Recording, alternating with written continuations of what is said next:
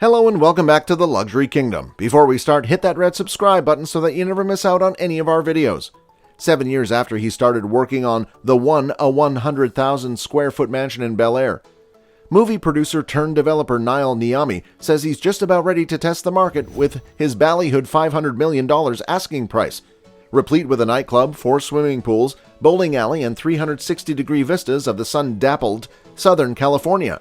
The symbol of America's latest Gilded Age has generated a flood of media coverage since the price was announced in 2015.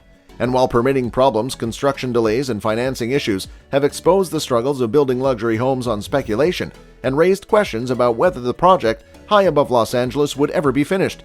Niami says he's almost done, and he's not backing off the lofty price tag which would make the house the most expensive house in America. Niami admits that the pressure of his development odyssey has aged him prematurely.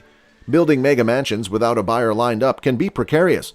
Cost overruns and delays are common, carrying costs are high, and shifting appetites for luxury is hard to predict, and while a project is eye-popping as the one grab headlines, the amenities and specific designs can ultimately narrow the pool of potential buyers, said appraiser Jonathan Miller, president of the real estate appraisal and consulting firm Miller Samuel Inc.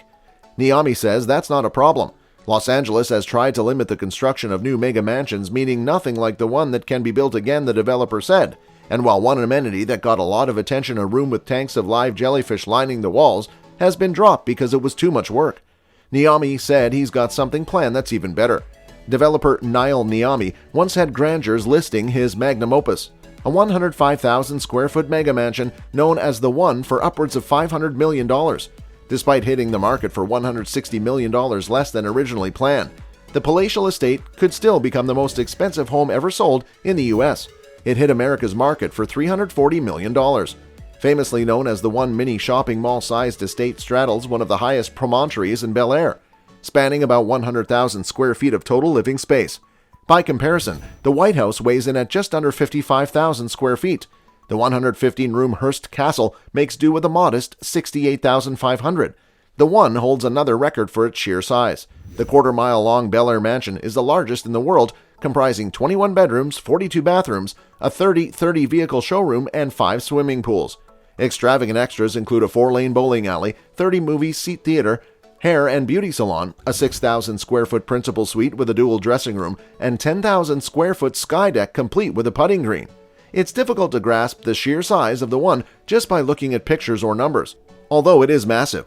To appreciate the project's full scale, go for a walk. The mansion stretches for a full quarter mile along Stradella Road in Bel Air, looming over the street like a big white alien spacecraft. As for the property's main driveway, set on quiet cul-de-sac known as Ariel Way, it's long and wide enough to put most public roads to shame. The palatial extravaganza is the personal chef d'oeuvre of Niall Niami, arguably LA's most famous and famously bombastic developer of ultra-high-end mansions, the snazzy contemporary kind seen in magazines and bought by billionaires. The San Fernando Valley native first came into prominence about a decade ago, designing Hollywood Hills homes in the $20 million range. He since graduated to bigger and brasher projects, selling them to the likes of Diddy, Floyd, Mayweather, Calvin Klein, and the Winklevoss twins.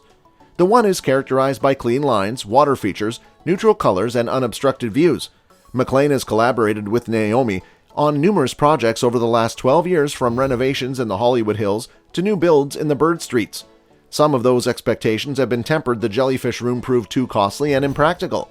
It was ultimately scrapped, ditto for the fresh flowers, the ice bar, and the planned catering kitchen. The nightclub and the room with candy walls remain, however, as does a 50-car garage, sans to planned car turntables, a 4-lane bowling alley, and an Olympic-sized indoor swimming pool with lounge decks. There are outdoor swimming pools too, no fewer than 5 of them. All infinity-edged, the mansion interiors, like all of Niami's prior projects, were designed by Catherine Rotondi of KFR Design. Interior design by Catherine Rotondi of KFR Design created the lavish yet surprisingly livable interiors, playing up the enormous scale of the home with oversized art pieces and custom furnishings by Vesta. Niami, a former film producer turned developer, purchased the 8-acre property for $28 million in late 2012, and construction took 8 years and 600 laborers to complete. Brandon and Rainey Williams of Williams & Williams Estates Group and Aaron Kerman of Compass will share the listing for The One. If it fetches $340 million, the sale will oust Jeff Bezos' recent purchase of the $165 million Warner estate in Beverly Hills, currently the priciest single-family transaction in California history. It'll also shatter the record for the country's highest-priced home ever sold, which is held by hedge fund billionaire Ken Griffin, who snapped up a $238 million NYC penthouse in 2019. That's all for today. I hope you liked the video. If you did, make sure to hit that like button and subscribe to the channel so that you never miss any amazing video from us.